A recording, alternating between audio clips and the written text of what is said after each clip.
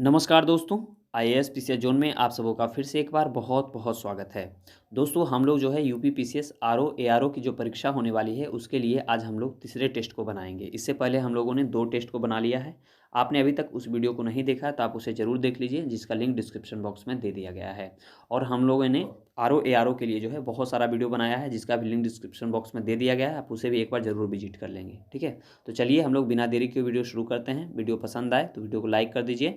Channel पे पहली बार आए हैं तो चैनल को ज़रूर सब्सक्राइब कर दीजिए और दोस्तों से भी इस वीडियो को शेयर कीजिए ताकि उनको भी इसका फ़ायदा हो सके। तो चलिए वीडियो शुरू करते हैं। पहला प्रश्न है, निम्नलिखित में से कौन सा वक्तव्य जो है सही नहीं है? तो पहला ए में दिया गया है, संविधान संशोधन विधेयक को संसद के दोनों सदनों द्वारा अलग अलग विशेष बहुमत से पारित किया जाना चाहिए। बिल्कुल पहला कथन सही है। दूसरा है, सर्वोच्च न्यायालय में संवैधानिक मामलों की सुनवाई कम से कम 5 न्यायाधीशों द्वारा की जाती है। यह भी कथन सही है। तीसरा है, प्रेस की स्वतंत्रता मौलिक अधिकार बोलने और अभिव्यक्ति की स्वतंत्रता में निहित है। यह भी कथन सही है। डी में दिया गया है, जाकिर हुसैन भारत के पहले उपराष्ट्रपति थे। ये कथन गलत हो जाएगा, ठीक है, क्योंकि भारत के जो है पहले उपराष्ट्रपति जो थे वह एस राधाकृष्णन थे, जो कि 1952 से लेकर के 1962 के बीच में रहे थे, ठीक है। 1952 से लेकर के 1962 के बीच में रहे थे, ठीक है, 1962 के बीच में। तो इसलिए राइट आंसर क्या हो जाएगा? ऑप्शन डी, क्योंकि ऑप्शन डी यहाँ पे गलत है। अगला प्रश्न है, निम्नलिखित कथनों पर विचार कीजिए। राष्ट्रपति की तरह उपराष्ट्रपति का भी चुनाव अप्रत्यक्ष होता है। बिल्कुल, यह पहला कथन तो सही है। दूसरा दिया गया है, राज्य विधानसभाओं के सदस्यों दोनों के चुनाव में महत्वपूर्ण भूमिका निभाते हैं। देखिए, राज्य विधानसभा के जो सदस्य होते हैं वो राष्ट्रपति के चुनाव में तो भूमिका निभाते हैं, लेकिन उपराष्ट्रपति के चुनाव में भूमिका नहीं निभाते हैं। तो इसलिए दूसरा कथन क्या है? गलत हो जाएगा। तो उपर्युक्त में से कौन से कथन सही है? तो केवल पहला जो है हमारा सही है, इसलिए राइट आंसर ऑप्शन ए हो जाएगा। नेक्स्ट प्रश्न है, नीचे दो कथन दिए गए हैं, एक को अभी कथन ए कहा गया है तथा जबकि दूसरे को कारण आर कहा गया है। कथन ए में कह रहा है कि कोई व्यक्ति उपराष्ट्रपति के रूप में चुने जाने के लिए तभी पात्र होगा जब वह राज्यसभा का सदस्य बनने के लिए योग्य हो, ठीक है। तो पहला तो कथन बिल्कुल सही है। दूसरा दिया गया है, कारण जो है वह उपराष्ट्रपति राज्यसभा का पदेन सभापति होता है। बिल्कुल यह भी सही है। तो इसका कथन भी सही है और कारण भी सही है, और कथन का सही जो है व्याख्या भी स्पष्टीकरण भी कर रहा है यार, ठीक है। तो इसलिए राइट आंसर क्या हो जाएगा? ऑप्शन ए और आर दोनों सत्य हैं, और आर जो है एक का सही स्पष्टीकरण भी है। अगला प्रश्न है, उपराष्ट्रपति के संबंध में निम्नलिखित में से कौन सा वक्तव्य जो है सही नहीं है, ठीक है, यानी कि गलत वक्तव्य है। तो पहला देख लेते हैं, उपराष्ट्रपति बनने के लिए व्यक्ति के पास राज्यसभा का सदस्य चुने जाने की योग्यता होती है। बिल्कुल पहला तो सही है। दूसरा है, किसी राज्य के विधानमंडल का सदस्य इस पद के लिए उम्मीदवार हो सकता है। यह भी सही है। तीसरा है, उपराष्ट्रपति का कार्यकाल राष्ट्रपति के समान ही होता है, यानी 5 वर्ष का होता है। यह भी सही है। और डी में दिया गया है, औपचारिक महाभियोग। देखिए, औपचारिक महाभियोग द्वारा उसे पद से हटाया जा सकता है। ये कथन गलत हो जाएगा, क्योंकि उपराष्ट्रपति को राज्यसभा में प्रस्तुत और साधारण बहुमत से पारित एक प्रस्ताव द्वारा हटाया जा सकता है, ठीक है, जिस पर लोकसभा सहमत होती है, क्योंकि औपचारिक महाभियोग के लिए विशेष बहुमत की आवश्यकता होती है। तो इसलिए ये क्या हो जाएगा? गलत हो जाएगा, राइट। तो राइट आंसर ऑप्शन डी होगा। नेक्स्ट प्रश्न की ओर बढ़ते हैं। नेक्स्ट प्रश्न है, भारत के उपराष्ट्रपति भारत के दूसरे सर्वोच्च गणमान्य व्यक्ति हैं। क्या यह कथन सही है? तो बिल्कुल यह कथन जो है सही हो जाएगा, यानी पहला तो हमारा कथन सही है, ठीक है। दूसरा दिया गया है, उनके कार्यकाल में उनके कार्यालय से कोई औपचारिक कार्य नहीं जुड़ा होता है, ठीक है। तो ये भी क्या है? सही है, बिल्कुल ये भी सही है। तीसरा में दिया गया है, राष्ट्रपति की अनुपस्थिति के दौरान उसके कार्यों का निर्वहन करता है। बिल्कुल उपराष्ट्रपति जो है निर्वहन करते हैं, राष्ट्रपति जब अब्सेंट होते हैं तो। फिर है, यदि राष्ट्रपति इस्तीफा दे देता है या हटा दिया जाता है या मर जाता है तो राष्ट्रपति के रूप में कार्य करता है। यह भी सही है, यानी कि चारों के चारों कथन सही है। तो राइट आंसर ऑप्शन डी हो जाएगा। नेक्स्ट प्रश्न की ओर बढ़ते हैं, यानी 6 नंबर प्रश्न हमारा है, निम्नलिखित में से किसने भारत के उपराष्ट्रपति का पद संभाला है, ठीक है। तो देख, इसमें ऑप्शन के अनुसार देखेंगे तो मोहम्मद हिदायतुल्लाह संभाले हैं, ठीक है, और उसके बाद जो है शंकर दयाल शर्मा भी संभाले हैं, ठीक है, यानी पहला और चौथा इसका सही होगा। तो राइट आंसर ऑप्शन बी हो जाएगा, ठीक है। नेक्स्ट प्रश्न है, केंद्रीय मंत्रिपरिषद के इस्तीफे के बाद निम्नलिखित में से कौन सी स्थिति सही नहीं है, ठीक है, कौन सी स्थिति नहीं हो सकती है। तो यहाँ पे देखेंगे, केंद्रीय मंत्रिमंडल के इस्तीफे के बाद, तो देखिए पहला ही ऑप्शन जो दिया गया है, राष्ट्रपति शासन लागू होना। जब केंद्रीय मंत्रिमंडल का इस्तीफा हो जाए, मतलब इस्तीफा दिया जाएगा केंद्रीय मंत्रिमंडल के द्वारा, तो उसमें राष्ट्रपति से कोई संबंधित नहीं होगा ना। तो यहाँ पे इसका राइट आंसर क्या हो जाएगा? Right answer option option A हो जाएगा, क्योंकि भारतीय संविधान में केंद्रीय मंत्रिमंडल के इस्तीफे की स्थिति में केंद्र में राष्ट्रपति शासन लगाने का कोई प्रावधान नहीं है। ठीक है, चलिए बढ़ते हैं हम लोग नेक्स्ट प्रश्न की ओर।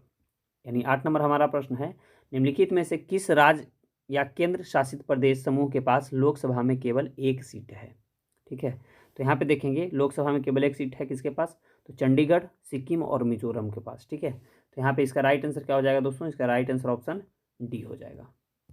नेक्स्ट प्रश्न की ओर बढ़ते हैं, यानी कि 9 नंबर प्रश्न है, निम्नलिखित में से कौन सा वक्तव्य यहाँ पे जो है सही है। ठीक है, सही दिया गया है। चलिए देख लेते हैं। धन विधेयक केवल राज्यसभा में ही पेश किया जा सकता है, बिल्कुल गलत है। धन विधेयक लोकसभा में पेश किया जाएगा। ठीक है, फिर है धन विधेयक संसद के दोनों सदनों में से किसी एक में पेश किया जा सकता है, ये गलत हो जाएगा क्योंकि लोकसभा में पेश किया जाएगा।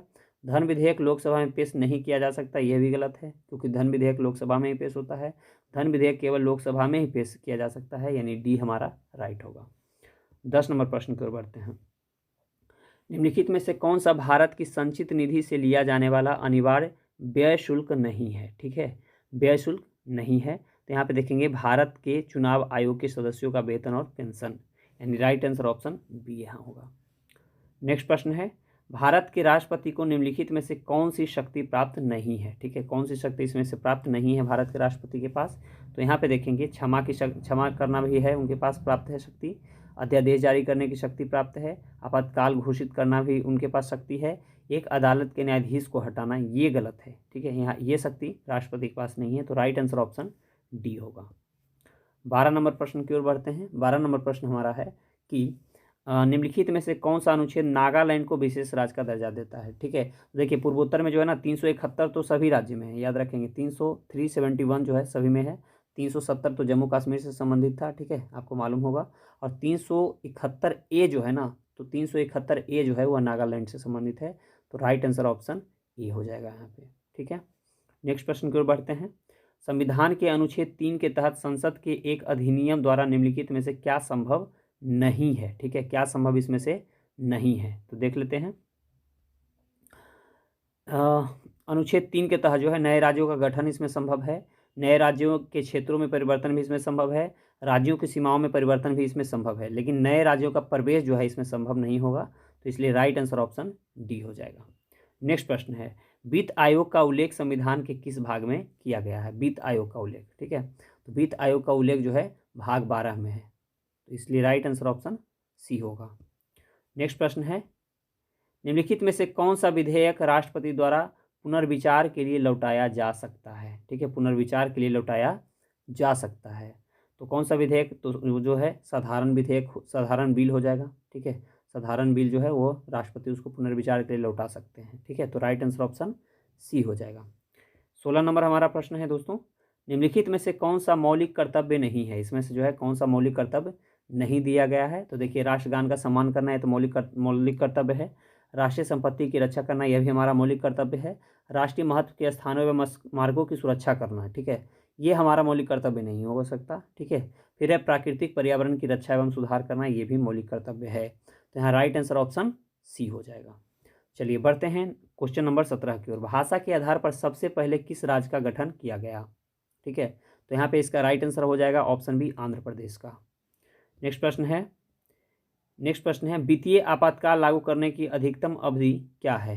वित्तीय आपातकाल है उसको लागू करने की अधिकतम अवधि, ठीक है, कितना अधिकतम हो सकता है, तो वह हो सकता है इसे रद्द किए जाने तक का, अनिश्चित काल तक को इसको बढ़ाया जा सकता है। ठीक है, यहाँ राइट आंसर ऑप्शन डी हो जाएगा, इसे रद्द किए जाने तक, अनिश्चित काल तक। ठीक है, चलिए बढ़ते हैं नेक्स्ट प्रश्न की ओर। निम्नलिखित में से कौन सी भाषा हमारे संविधान की 8वीं अनुसूची में शामिल नहीं है। ठीक है, 8वीं अनुसूची में शामिल नहीं है, तो इसमें जो है गुजराती शामिल है, कश्मीरी शामिल है, डोगरी शामिल है, लेकिन राजस्थानी शामिल नहीं है, तो राइट आंसर ऑप्शन बी होगा। नेक्स्ट प्रश्न है, राज्य के महाधिवक्ता की नियुक्ति निम्नलिखित में से कौन करता है। राज्य की महाधिवक्ता की नियुक्ति, तो राज्य की महाधिवक्ता की नियुक्ति कौन करते हैं, तो वह करता है राज्यपाल। ठीक है, राज्य की महाधिवक्ता की बात कर रहा है, तो इसका राइट आंसर ऑप्शन डी हो जाएगा। 21 नंबर प्रश्न है, निम्नलिखित में से कौन नागरिकता प्राप्त करने की शर्तें तय करने में सक्षम है। ठीक है, तो यहाँ पे इसका राइट आंसर हो जाएगा दोस्तों, यह कौन तय करेगा नागरिकता के बारे में, तो वह करेगी संसद, तो राइट आंसर ऑप्शन डी होगा। नेक्स्ट प्रश्न है, यानी क्वेश्चन नंबर 22 है, भारतीय संविधान के किस भाग के अंतर्गत नागरिकता का उल्लेख है? ठीक है, कौन से भाग के अंतर्गत जो है नागरिकता का उल्लेख है? तो यहाँ पे इसका राइट आंसर हो जाएगा दोस्तों ऑप्शन बी, भाग 2। ठीक है, भाग 2 में जो है, भाग 3 में क्या है, फंडामेंटल राइट है। भाग 4 में क्या है, डीपीएसपी है, राज्य का नीति निर्देशक तत्व है। चलिए बढ़ते हैं नेक्स्ट प्रश्न की ओर। भारतीय संविधान में नागरिकता के प्रावधानों को किसके अंतर्गत शामिल किया गया है? किसके अंतर्गत शामिल किया गया है? तो यहाँ पे इसका राइट आंसर हो जाएगा दोस्तों, ध्यान देंगे, यहाँ पे इसका राइट आंसर हो जाएगा अनुच्छेद 5 से 11 के मध्य में। ठीक है, यानी राइट आंसर ऑप्शन बी हो जाएगा। नेक्स्ट प्रश्न है, नागरिकता संशोधन कानून 2019 निम्नलिखित में से कब लागू हुआ था? तो इसका राइट आंसर हो जाएगा 10 जनवरी 2020 से। ठीक है, राइट आंसर ऑप्शन सी होगा। नेक्स्ट प्रश्न है, देशीयकरण के आधार पर नागरिकता प्राप्त करने के लिए किसी विदेशी को भारत में कितने वर्षों तक निवास करना आवश्यक है? तो यह कितने वर्षों के लिए है? तो यह जो है, यह 10 वर्षों के लिए है। ठीक है, राइट आंसर ऑप्शन सी हो जाएगा। नेक्स्ट प्रश्न है, 2005 के नागरिकता संशोधन अधिनियम द्वारा 2 देशों को छोड़कर सभी देशों के भारतीय मूल के नागरिकों को केंद्र सरकार के आवेदन पर अनिवासी भारतीय नागरिक के रूप में पंजीकृत किया जा सकता है। वो 2 देश कौन से हैं? तो इसका राइट आंसर हो जाएगा पाकिस्तान और Bangladesh. Right answer option A होगा। नेक्स्ट प्रश्न है, यानी 27 नंबर, भारतीय संविधान के तहत भारतीय नागरिकता निम्नलिखित में से कितने प्रकार से जो है प्राप्त किया जा सकता है? ठीक है, तो यह कितने प्रकार से प्राप्त किया जा सकता है? 5 प्रकार से। ठीक है, राइट आंसर ऑप्शन ए हो जाएगा। नेक्स्ट प्रश्न की ओर बढ़ते हैं, यानी 28 नंबर, भारत के संविधान के अनुसार संसद का कौन सा सदन जो है संवैधानिक संशोधन विधेयक पारित करता है? ठीक है, कौन सा सदन है? तो यहाँ पे इसका राइट आंसर क्या हो जाएगा? ऊपरी और निचले सदन अलग अलग करते हैं, एक साथ तो नहीं कर सकते, लेकिन दोनों करता है। ठीक है, तो राइट आंसर क्या हो जाएगा? ऑप्शन सी हो जाएगा। नेक्स्ट है, निम्नलिखित में से कौन सा भारतीय संविधान का दर्शन नहीं है? भारतीय संविधान का दर्शन नहीं है। तो यहाँ पे इसका राइट आंसर क्या हो जाएगा दोस्तों? इसका सामाजिक, आर्थिक और राजनीतिक ये सब तो हो सकता है, लेकिन राजशाही नहीं हो सकता है। ठीक है, तो राइट आंसर ऑप्शन डी हो जाएगा। नेक्स्ट प्रश्न है, भारत के संविधान की प्रस्तावना में अब तक कितनी बार संशोधन किया गया है? ठीक है, अब तक जो है कितनी बार संशोधन किया है? तो मात्र 1 बार किया गया है, वो भी 42वां संविधान संशोधन 1976 में। ठीक है, 1976 में किया गया था, जिसमें कि समाजवादी, पंथनिरपेक्ष और अखंडता शब्द को जोड़ा गया था। तो यहाँ पे इसका राइट आंसर क्या हो जाएगा दोस्तों? इसका राइट आंसर ऑप्शन ए हो जाएगा।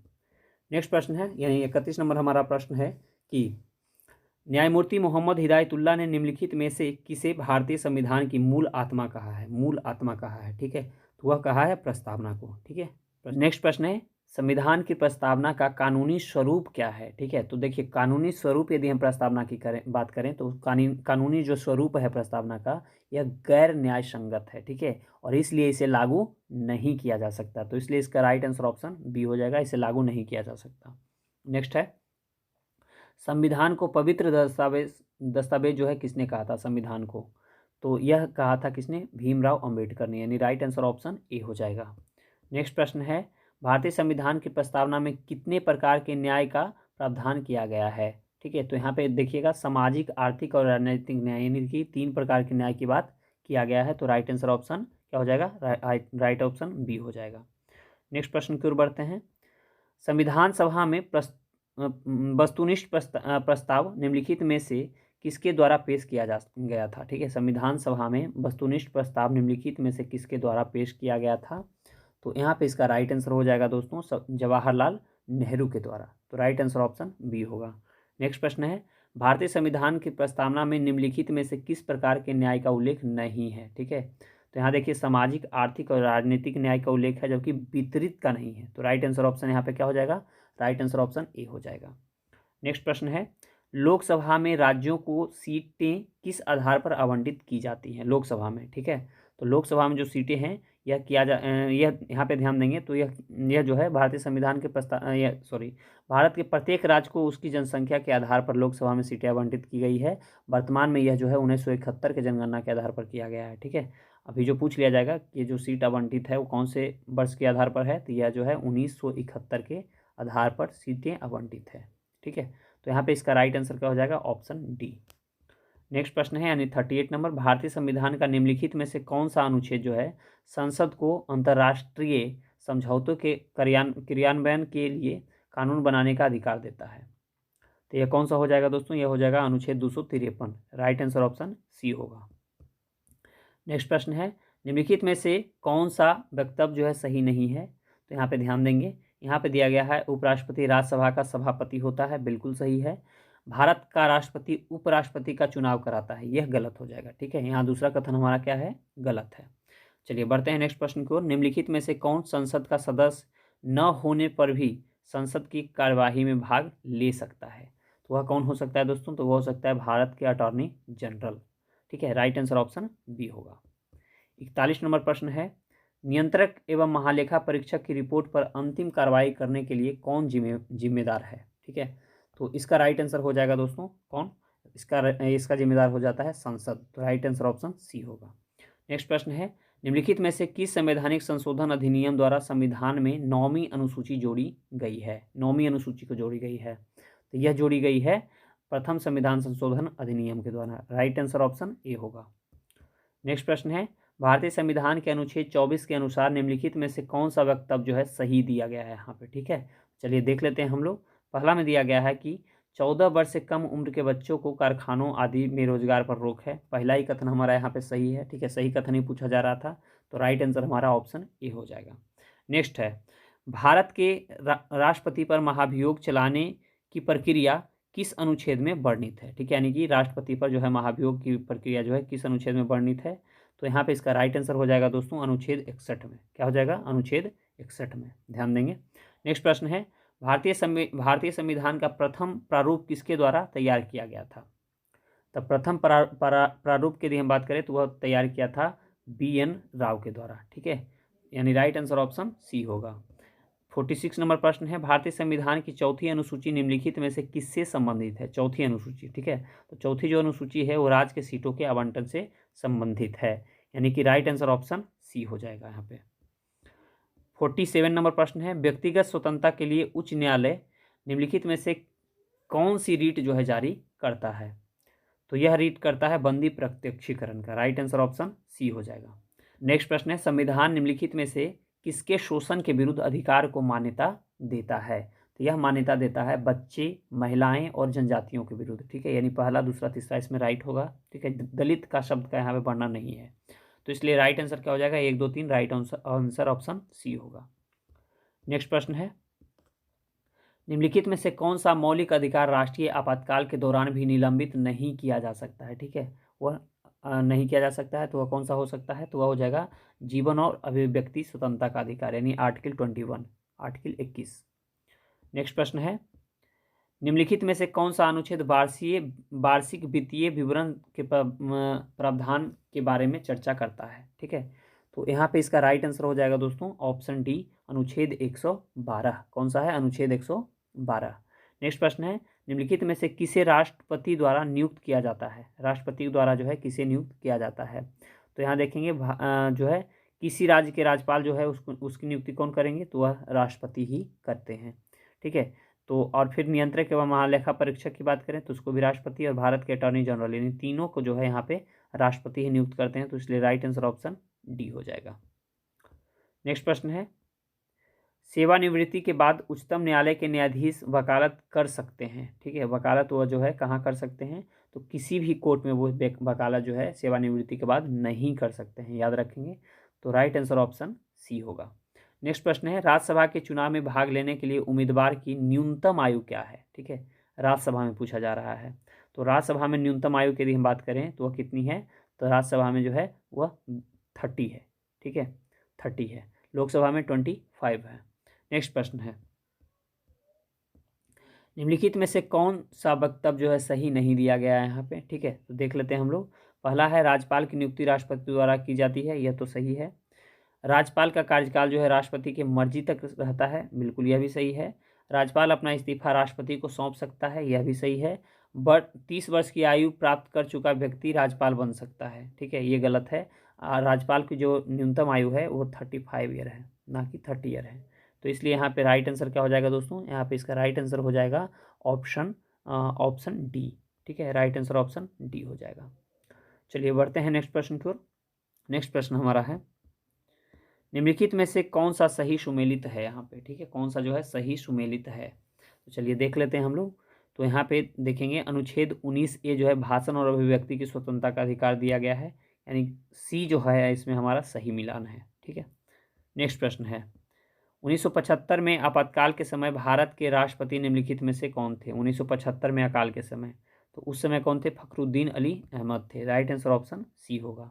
नेक्स्ट प्रश्न है निम्नलिखित में से कौन भारत के पहली लोकसभा के उपाध्यक्ष थे? पहली लोकसभा के उपाध्यक्ष, तो वह थे अनंत अनंतसन्यम अयंगर। ठीक है, M A अयंगर। ठीक है, तो राइट आंसर ऑप्शन सी हो जाएगा। नेक्स्ट प्रश्न है भारत के संविधान के अनुच्छेद 24 के तहत किस वर्ष से कम उम्र के बच्चों को किसी कारखाने में काम करने के लिए नियोजित नहीं किया जा सकता है? तो कितने वर्ष का हो जाएगा? वो हो जाएगा 14 वर्ष से नीचे का बच्चा। ठीक है, नेक्स्ट है भारत का मूल संविधान निम्नलिखित में से किसके द्वारा हस्तलिखित था? ठीक है, तो यह किसके द्वारा हस्तलिखित था? तो वह था प्रेम बिहारी नारायण रायजादा के द्वारा। ठीक है, नेक्स्ट प्रश्न है पाकिस्तान के लिए पृथक संविधान सभा की प्रस्तावना की घोषणा कब की गई थी? तो इसका राइट आंसर हो जाएगा 26 जुलाई 1947 को। राइट आंसर ऑप्शन सी हो जाएगा। अगला प्रश्न है भारतीय संविधान के अधिकांश प्रावधान कहाँ से लिए गए हैं? तो इसका राइट आंसर हो जाएगा दोस्तों, इसका राइट आंसर हो जाएगा उपर्युक्त में से कोई नहीं, क्योंकि अधिकांश जो लिया गया है ना वह लिया गया है 1935 के अधिनियम से। ठीक है, भारत सरकार अधिनियम 1935 से, तो इसलिए इसका राइट आंसर यहाँ पे ऑप्शन डी हो जाएगा। नेक्स्ट प्रश्न है सामाजिक एवं शैक्षणिक रूप से पिछड़े व्यक्तियों के लिए आरक्षण का प्रावधान किस अनुच्छेद के अंतर्गत किया गया है?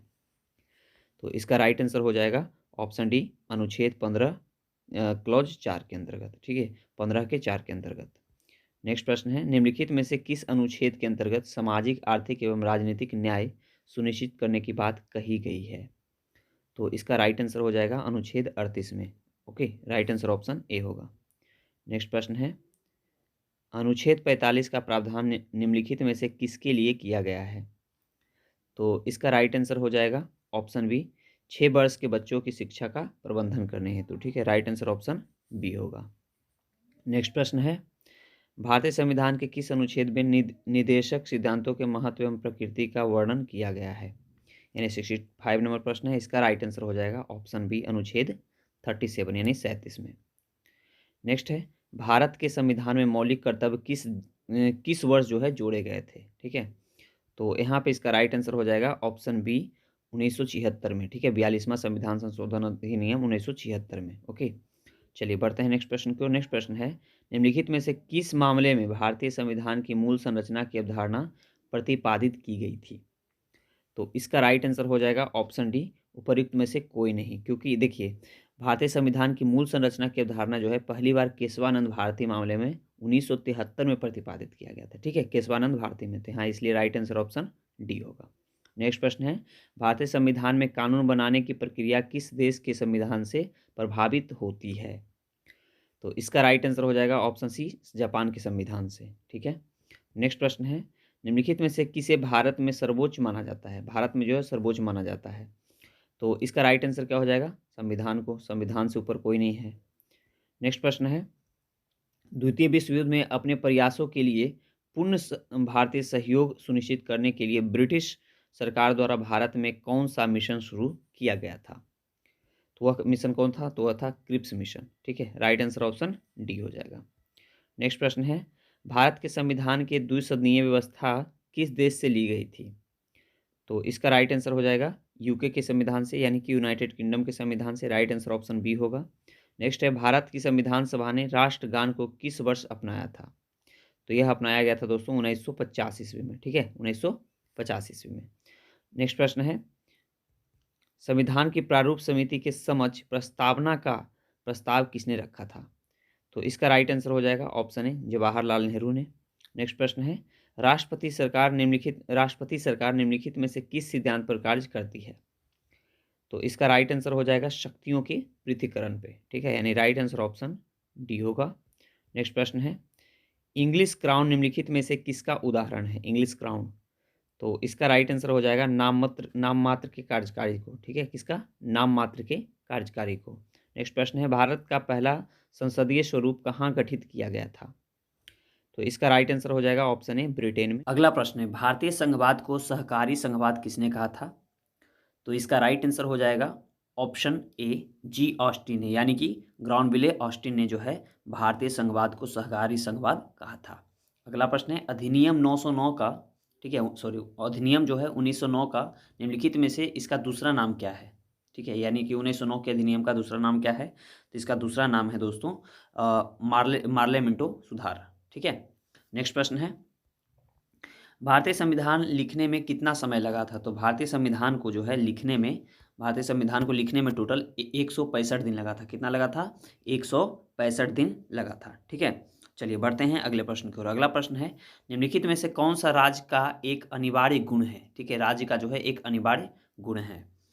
तो इसका राइट आंसर हो जाएगा संप्रभुता। क्या हो जाएगा? संप्रभुता, यानी राइट आंसर ऑप्शन डी होगा। अगला प्रश्न है भारतीय संविधान में भारतीय संघ की योजना ली गई है, तो यह कहाँ से ली गई है? तो इसका राइट आंसर हो जाएगा ऑप्शन बी कनाडा से। कहाँ से लिया गया है? कनाडा से। नेक्स्ट है संपत्ति का अधिकार जो पहले एक मौलिक अधिकार था अब समाहित हो गया है, अब वह जो है किस में समाहित हो गया है? तो इसका राइट आंसर हो जाएगा ऑप्शन सी भाग 12 में। किसमें हो गया समाहित? भाग 12 में हो गया है। ठीक है, चलिए बढ़ते हैं अगले प्रश्न की ओर।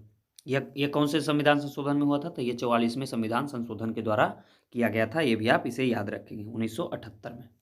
अगला प्रश्न है निम्नलिखित में से किस संशोधन अधिनियम ने भारतीय संविधान की प्रस्तावना में परिवर्तन किए हैं? ठीक है, कौन सा संविधान संशोधन था? तो याद करेंगे, इसका राइट आंसर क्या हो जाएगा?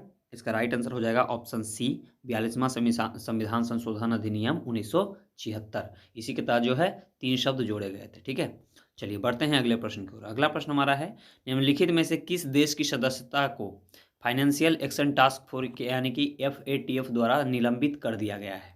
ठीक है, तो इसका राइट आंसर क्या हो जाएगा? इसका राइट आंसर हो जाएगा ऑप्शन बी रूस को। ठीक है, राइट आंसर ऑप्शन बी होगा।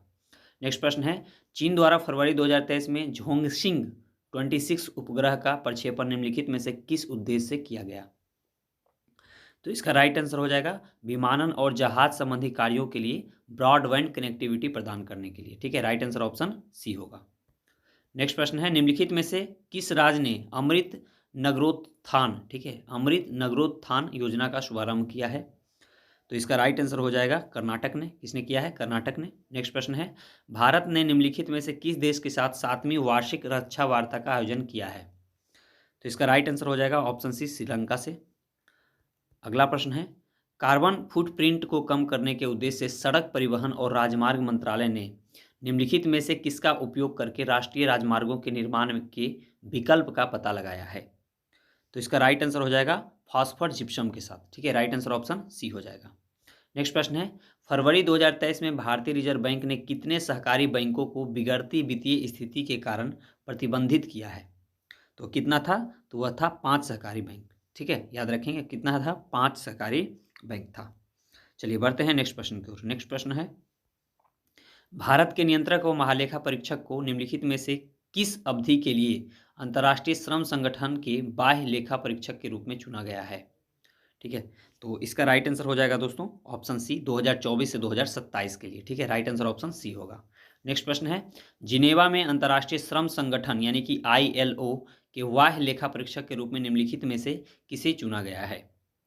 तो इसका राइट आंसर हो जाएगा GC मुर्मू यानी कि गिरीश चंद्र मुर्मू को। ठीक है, नेक्स्ट प्रश्न है भारत निम्नलिखित में से किस देश के साथ राजनयिक संबंधों के 50 वर्ष पूर्ण होने के अवसर पर अखिल भारतीय ताइक्वांडो चैंपियनशिप का आयोजन किया है?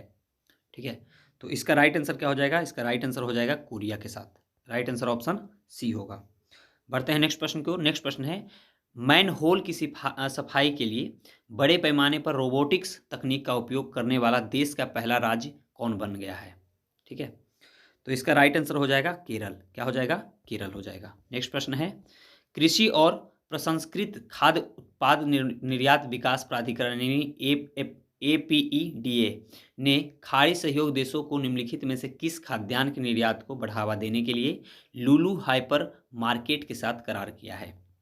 तो यह कौन है? तो यह है बाजरा। ठीक है, किसके लिए? बाजरा के लिए। नेक्स्ट प्रश्न है निम्नलिखित में से किन देशों को फाइनेंशियल एक्शन टास्क फोर्स की ग्रे लिस्ट में शामिल किया गया है? तो यह कौन सा देश है? तो वह है दक्षिण अफ्रीका और Nigeria. Right answer option B होगा। नेक्स्ट प्रश्न है पहली बार निम्नलिखित में से किस भारतीय पनडुब्बी ने इंडोनेशिया की यात्रा की? तो इसका राइट आंसर हो जाएगा INS सिंधु केसरी ने। किसने? INS सिंधु केसरी ने। नेक्स्ट प्रश्न है सुर्खियों में रहे सोयूज MS-23 के संदर्भ में निम्नलिखित पर विचार कीजिए। ठीक है, चलिए हम लोग यहाँ पे देख लेते हैं। यह जो है अमेरिकी अंतरिक्ष एजेंसी नासा का अंतरिक्ष में फंसे यात्रियों को वापस लाने हेतु एक कैप्सूल है। ठीक है, क्या यह सही है? तो यह जो है गलत है। ठीक है, पहला हमारा क्या हो जाएगा? गलत हो जाएगा। दूसरा है यह रूस द्वारा विकसित किया गया एक हाइपरसोनिक मिसाइल है, यह भी गलत है। रूसी अंतरिक्ष एजेंसी रॉसकॉस्मोस का अंतरिक्ष में फंसे यात्रियों को वापस लाने हेतु एक कैप्सूल है, ये सही है। ठीक है, तो यहाँ पे केवल तीसरा सही है, तो राइट आंसर क्या हो जाएगा? Option C. चलिए बढ़ते हैं नेक्स्ट प्रश्न की ओर। नेक्स्ट प्रश्न हमारा है, फरवरी 2023 में निम्नलिखित में से किस केंद्रीय योजना ने अपने क्रियान्वयन के 4 वर्ष पूरे किए हैं? तो इसका राइट आंसर हो जाएगा प्रधानमंत्री किसान सम्मान निधि योजना ने, यानी राइट आंसर ऑप्शन ए हो जाएगा। ठीक है, यह कब शुरू किया गया था? ये किया गया था 24 फरवरी 2019 को। ठीक है, याद रखेंगे 2019 को। नेक्स्ट प्रश्न की ओर बढ़ते हैं। नेक्स्ट प्रश्न हमारा है, यानी 100 नंबर प्रश्न है, बाइडेन प्रशासन ने फरवरी 2023 में विश्व बैंक के अगले अध्यक्ष के लिए निम्नलिखित में से किस भारतीय अमेरिकी नागरिक को नामित किया है? तो इसका राइट आंसर क्या हो जाएगा दोस्तों? इसका राइट आंसर हो जाएगा, ध्यान देंगे यहाँ पे, इसका राइट आंसर हो जाएगा ऑप्शन डी, अजय बंगा को। किसको किया गया है? अजय बंगा को। चलिए बढ़ते हैं नेक्स्ट प्रश्न की ओर। ये देखिए 99 नंबर प्रश्न हमारा छूट गया था। फरवरी 2023 में निम्नलिखित में से किस देश ने जलवायु के लिए कृषि नवाचार मिशन में शामिल होने का निर्णय लिया है? तो यह कौन सा देश है? तो यह है भारत। ठीक है, चलिए बढ़ते हैं 101 नंबर प्रश्न की ओर। मुंबई के चर्च गेट रेलवे स्टेशन का नाम अब निम्नलिखित में से किसके नाम पर रखने का प्रस्ताव महाराष्ट्र राज्य ने पारित किया है? तो इसका राइट आंसर हो जाएगा CD देशमुख के नाम पर। ठीक है, नेक्स्ट प्रश्न है, अर्जेंटीना ओपन 2023 का खिताब निम्नलिखित में से किसने जीता है? तो इसका राइट आंसर हो जाएगा दोस्तों कार्लोस अल्काराज ने। किसने जीता है? कार्लोस अल्काराज ने। राइट आंसर ऑप्शन बी हो जाएगा। नेक्स्ट प्रश्न की ओर बढ़ते हैं। प्रसिद्ध फुटबॉल खिलाड़ी सर्जियो रामोस जिन्होंने फरवरी 2023 में अपनी सेवानिवृत्ति की घोषणा की है, निम्नलिखित में से किस देश से संबंधित है? तो इसका राइट आंसर हो जाएगा ऑप्शन सी, स्पेन से। नेक्स्ट प्रश्न है, संयुक्त राष्ट्र महासभा यानी UNGA द्वारा रूस यूक्रेन संघर्ष को रोकने के संदर्भ में निम्नलिखित कथनों पर विचार करें। ठीक है, तो चलिए देख लेते हैं। हम लोग यहाँ पे दिया गया है कि यूएन ने दोनों देशों के मध्य जारी संघर्ष को रोकने के लिए प्रस्ताव पारित किया है। बिल्कुल, यह तो सही होगा। ठीक है, फिर है भारत UNGC के इस प्रस्ताव के समर्थन में मत दिया था। नहीं, भारत जो है यहाँ अब्सटेन कर गया था। ठीक है, नेक्स्ट है, UNGA के इस प्रस्ताव पर कुल 7 देशों ने विरोध में मत दिया था। ये सही है। तो पहला और तीसरा हमारा क्या है? सही है। तो राइट आंसर ऑप्शन सी हो जाएगा। नेक्स्ट प्रश्न है, I2U2 के बिजनेस फोरम का प्रथम सम्मेलन निम्नलिखित में से किस स्थान पर आयोजित किया गया है? तो इसका राइट आंसर हो जाएगा अबू धाबी में। कहाँ किया गया है? अबू धाबी में। नेक्स्ट प्रश्न है, उत्तर प्रदेश में सबसे कम वन क्षेत्र वाला जिला कौन सा है? तो इसका राइट आंसर हो जाएगा दोस्तों ऑप्शन ए, संत रविदास नगर। ठीक है, कौन सा हो जाएगा? संत Ravidas Nagar. Right answer option A होगा। नेक्स्ट प्रश्न है, वन रिपोर्ट 2021 के अनुसार उत्तर प्रदेश के किस जिले में सर्वाधिक वन क्षेत्र है? तो इसका राइट आंसर हो जाएगा ऑप्शन सी, सोनभद्र में। नेक्स्ट प्रश्न है, वन रिपोर्ट 2019 के अनुसार उत्तर प्रदेश में कितने प्रतिशत वृक्षावरण पाया जाता है? ठीक है, तो यहाँ पे इसका राइट आंसर हो जाएगा दोस्तों 3.04%। ठीक है, राइट आंसर ऑप्शन बी होगा। नेक्स्ट प्रश्न है, जनगणना 2011 के अनुसार उत्तर प्रदेश राज्य में 10 लाख वाले नगरों की संख्या कितनी है? तो इसका राइट आंसर हो जाएगा ऑप्शन डी, 7। ठीक है, कितना हो जाएगा? 7 हो जाएगा। ध्यान रखेंगे यहाँ पे ये कौन कौन सा नगर होगा? कानपुर होगा, लखनऊ हो जाएगा, गाजियाबाद, आगरा, मेरठ, इलाहाबाद यानी कि प्रयागराज और वाराणसी। ठीक है, नेक्स्ट प्रश्न है, जनगणना 2011 के अनुसार निम्नलिखित में से उत्तर प्रदेश का सबसे कम जनसंख्या वाला जिला कौन सा है? तो इसका राइट आंसर हो जाएगा ऑप्शन सी, महोबा। कौन सा हो जाएगा दोस्तों? महोबा हो जाएगा। नेक्स्ट प्रश्न है, निम्नलिखित में से कौन जनसंख्या की दृष्टि से उत्तर प्रदेश का सबसे बड़ा जनपद है? तो इसका राइट आंसर हो जाएगा ऑप्शन सी, इलाहाबाद यानी कि प्रयागराज। नेक्स्ट प्रश्न है, वर्ष 2011 के अनुसार उत्तर प्रदेश के किस जिले में सबसे कम महिला साक्षरता है? तो इसका राइट आंसर हो जाएगा ऑप्शन डी, रामपुर में। नेक्स्ट प्रश्न है, भारतीय संविधान के अनुच्छेद 15 के तहत नागरिकों को किस भेदभाव के खिलाफ सुरक्षा की गारंटी नहीं दी गई है? ठीक है, सुरक्षा की गारंटी नहीं दी गई है। तो यह हो जाएगा निवास के लिए। ठीक है, राइट आंसर ऑप्शन, धर्म, लिंग और जन्म स्थान पे तो दिया गया, लेकिन निवास से संबंधित ऐसा कुछ प्रावधान नहीं है। नेक्स्ट प्रश्न है, निम्नलिखित में से कौन सा वक्तव्य जो है यहाँ पे सही नहीं दिया गया है? ध्यान देंगे यहाँ पे। तो यहाँ पे देखेंगे कि सरकार कानूनों को प्रशासित करने और लागू करने के लिए जिम्मेदार होता है, बिल्कुल सही है। चुनाव से सरकार बदली जा सकती है, यह भी सही है। सरकार या कार्यपालिका राज्य का एक हिस्सा है, यह भी सही है। राज्य का तात्पर्य सरकार से है और इसका उपयोग इसके साथ परस्पर विनिमय के लिए किया जाता है, जो कि बिल्कुल गलत हो जाएगा। तो राइट आंसर ऑप्शन डी होगा, क्योंकि यहाँ गलत कथन ही पूछ रहा था। नेक्स्ट प्रश्न है, यानी 115 नंबर प्रश्न है, भारत के संविधान के निम्नलिखित अनुच्छेदों में से कौन सा कहता है कि सभी अल्पसंख्यक धार्मिक या भाषाई अपनी संस्कृति को संरक्षित और विकसित करने के लिए अपने स्वयं के शैक्षणिक संस्थान स्थापित कर सकते हैं? तो इसका राइट आंसर क्या हो जाएगा? इसका राइट आंसर हो जाएगा अनुच्छेद 30। ठीक है, ऑप्शन सी यहाँ पे होगा। नेक्स्ट प्रश्न है, संविधान का निम्नलिखित में से कौन सा अनुच्छेद धार्मिक मामलों के प्रबंधन की स्वतंत्रता को संदर्भित करता है? ठीक है, तो यहाँ पे इसका राइट आंसर हो जाएगा अनुच्छेद 26। कौन सा हो जाएगा? अनुच्छेद 26। नेक्स्ट प्रश्न है, संविधान का निम्नलिखित में से कौन सा अनुच्छेद दलित यानी कि निम्न वर्ग या जाति को मंदिरों में प्रवेश करने या सार्वजनिक सुविधाओं आदि का उपयोग करने का अधिकार देता है? तो यह कौन सा अनुच्छेद हो जाएगा दोस्तों? तो ये हो जाएगा अनुच्छेद 17। ठीक है, याद रखेंगे। नेक्स्ट प्रश्न है, निम्नलिखित में से किस वर्ष में भारत सरकार ने बाल श्रम रोकथाम अधिनियम में संशोधन किया था, जिसमें 14 वर्ष से कम उम्र के बच्चों को घरेलू नौकर या ढाबों, रेस्तरां, चाय की दुकानों आदि में श्रमिक के रूप में रोजगार पर प्रतिबंध लगा दिया था? तो इसका राइट आंसर हो जाएगा अक्टूबर 2006 में। ठीक है, नेक्स्ट प्रश्न की ओर बढ़ते हैं। निम्नलिखित में से उत्तर प्रदेश के संबंध में कौन सा वक्तव्य जो है यहाँ पे सही दिया गया है? तो देख लेंगे।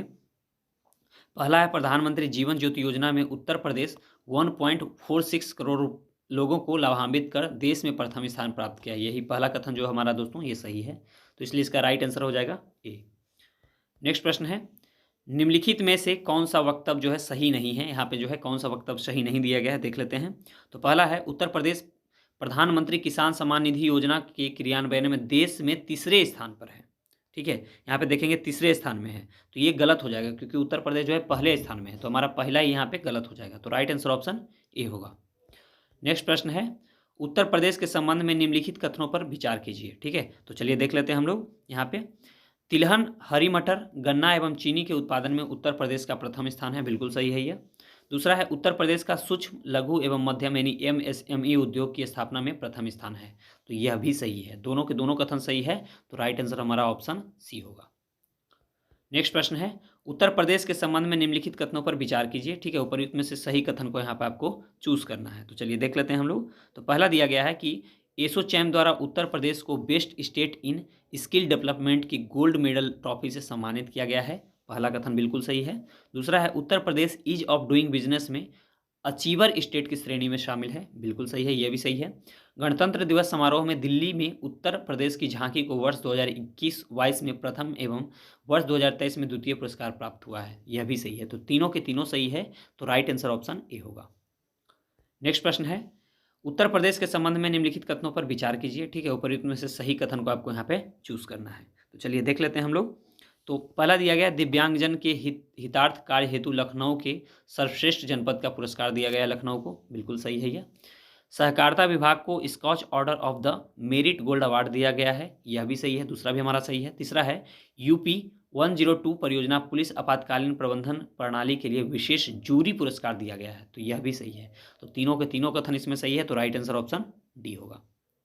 नेक्स्ट प्रश्न है, उत्तर प्रदेश के संबंध में निम्नलिखित कथनों पर विचार कीजिए। ठीक है, सही कथन को यहाँ पे भी आपको चूज करना है, तो चलिए देख लेते हैं हम लोग। तो पहला दिया गया है, उत्तर प्रदेश खेल नीति 2023 को मंजूरी दी गई है, बिल्कुल सही है यह। उत्तर प्रदेश में राज्य खेल प्राधिकरण की स्थापना की जाएगी, यह भी सही है। उत्तर प्रदेश में 14 सेंटर ऑफ एक्सीलेंस और 5 हाई परफॉर्मेंस सेंटर भी स्थापित किए जाएंगे, तो यह भी सही है। तो तीनों के तीनों कथन सही यहाँ भी है, तो राइट आंसर ऑप्शन डी होगा। नेक्स्ट प्रश्न है, उत्तर प्रदेश में कपड़ा उद्योग को नई पहचान देने हेतु चलाए जा रहे कार्यक्रम के संबंध में निम्नलिखित कथनों पर विचार कीजिए। इसमें से जो है आपको सही कथन को चूज करना है, तो चलिए देख लेते हैं हम लोग। उत्तर प्रदेश में लखनऊ हरदोई की 1000 एकड़ भूमि पर 1200 करोड़ रुपए की लागत से PM मित्रा मेगा टेक्सटाइल पार्क की स्थापना का निर्णय किया गया है, जो कि बिल्कुल सही है। देश के 7 राज्यों में PM मित्र मेगा टेक्सटाइल पार्क स्थापित किए जाएंगे, यह भी सही है। तो दोनों के दोनों कथन सही है, तो राइट आंसर ऑप्शन सी होगा। नेक्स्ट प्रश्न है, निम्नलिखित में से उत्तर प्रदेश के संबंध पर विचार कीजिए। सही उत्तर को यहाँ भी आपको चूज करना है। तो पहला देख लेते हैं। उत्तर प्रदेश के विगत 6 वर्षों में प्रधानमंत्री आवास योजना यानी कि शहरी के में 17.62 लाख आवासों का निर्माण किया गया है, जो कि बिल्कुल सही है। दूसरा है, उत्तर प्रदेश पीएम स्वनिधि योजना में 10.33 लाख से अधिक स्ट्रीट वेंडर्स को 1190 करोड़ रुपए का ऋण वितरित किया गया है। तो दोनों कथन यहाँ पे सही है, तो राइट आंसर ऑप्शन सी होगा। ठीक है, चलिए बढ़ते हैं नेक्स्ट प्रश्न की ओर। नेक्स्ट प्रश्न है, निम्नलिखित में से उत्तर प्रदेश में हवाई संपर्क के विस्तार और विकास पर विचार कीजिए। सही उत्तर को यहाँ भी आपको चूज करना है। तो चलिए देख लेते हैं हम लोग। 5 अंतर्राष्ट्रीय और 16 घरेलू एयरपोर्ट के साथ 21 एयरपोर्ट वाला एकमात्र राज्य उत्तर प्रदेश होगा। सही है यह। एयरबस A321 यानी 321 प्रकार के वायुयान हेतु हवाई अड्डों का विकास किया जा रहा है। एयरबस A321 प्रकार के वायुयान हेतु हवाई अड्डों का विकास किया जा रहा है, जो कि बिल्कुल सही है। उत्तर प्रदेश के एयरपोर्ट से 80 गंतव्यों के लिए हवाई सेवा उपलब्ध होंगी। तो यह भी सही है। तो तीनों के तीनों कथन सही है, तो राइट आंसर ऑप्शन डी होगा। 128 नंबर प्रश्न को देख लेते हैं। पनियाला को जीआई टैग दिया गया है। यह उत्पाद उत्तर प्रदेश के किस जिले से संबंधित है? तो यह है जो दोस्तों, यह गोरखपुर से संबंधित है। ठीक है, राइट आंसर ऑप्शन ए हो जाएगा। 129 नंबर प्रश्न है, उत्तर प्रदेश के निम्नलिखित में से कितनी हस्तियों को जो है राष्ट्रपति द्वारा वर्ष 2023 के लिए पद्म पुरस्कार से सम्मानित किया गया है? तो यह किया गया है 8 लोगों को। ठीक है, याद रखेंगे 8 लोगों को। नेक्स्ट प्रश्न है, पराक्रम दिवस के अवसर पर प्रधानमंत्री नरेंद्र मोदी ने भारत में सबसे बड़े सैन्य अलंकरण परमवीर चक्र के 21 विजेताओं के नाम पर अंडमान और निकोबार द्वीप समूह के 21 बड़े अज्ञात द्वीपों का नामकरण किया। उसमें उत्तर प्रदेश के कितने परमवीर चक्र विजेता इस सूची में शामिल हैं? तो इसमें उत्तर प्रदेश के 4 लोग शामिल हैं। ठीक है, याद रखेंगे कितने लोग? 4 लोग शामिल हैं। चलिए, तो इसलिए इसका राइट आंसर ऑप्शन ए हो जाएगा। और अब लास्ट का जो 10 प्रश्न है दोस्तों, ये गणित और रीजनिंग का है, तो आप इसे सॉल्व कर लेंगे। यहाँ पे राइट आंसर को मैं टिक आउट कर देता हूँ। जब 31 नंबर प्रश्न को आप सॉल्व करेंगे तो इसका राइट आंसर आ जाएगा बी। ठीक है, राइट आंसर ऑप्शन बी आएगा। 32 नंबर प्रश्न को जब आप सॉल्व करेंगे दोस्तों, तो इसका राइट आंसर भी बी आएगा। 133 नंबर प्रश्न को जब आप सॉल्व करेंगे, ठीक है, तो इसका जो राइट आंसर आएगा यह आ जाएगा ऑप्शन ए। वो जब 134 नंबर प्रश्न को आप सॉल्व करेंगे तो इसका राइट आंसर आ जाएगा ए। फिर 135 नंबर प्रश्न को जब आप सॉल्व करेंगे तो इसका राइट आंसर आ जाएगा बी। ठीक है, इसका राइट आंसर आ जाएगा बी, ध्यान रखेंगे। फिर जब 136 नंबर प्रश्न को आप सॉल्व करेंगे तो इसका जो राइट आंसर आ जाएगा ये भी आ जाएगा बी आएगा। फिर जब आप 137 नंबर प्रश्न को सॉल्व करेंगे तो 137 का जो राइट आंसर आएगा वो आ जाएगा सी। 138 नंबर प्रश्न को जब आप सॉल्व करेंगे तो इसका राइट आंसर आ जाएगा बी। 139 नंबर प्रश्न को जब आप सॉल्व करेंगे तो इसका राइट आंसर आ जाएगा ए। ठीक है, और 140 नंबर प्रश्न को सॉल्व करेंगे तो इसका राइट आंसर आ जाएगा माफ करेंगे डी। ठीक है, डी आ जाएगा। तो चलिए, इस प्रकार जो है हम लोगों ने 140 प्रश्न को सॉल्व किया है। और आपका इसमें कितना प्रश्न सही हुआ है कमेंट बॉक्स में ज़रूर बताएंगे। और यह वीडियो कैसा लगा कमेंट बॉक्स में ज़रूर बता दीजिएगा। और मिलते हैं हम लोग अगले वीडियो में। अपना ख्याल रखें, पढ़ाई करते रहें। जय हिंद।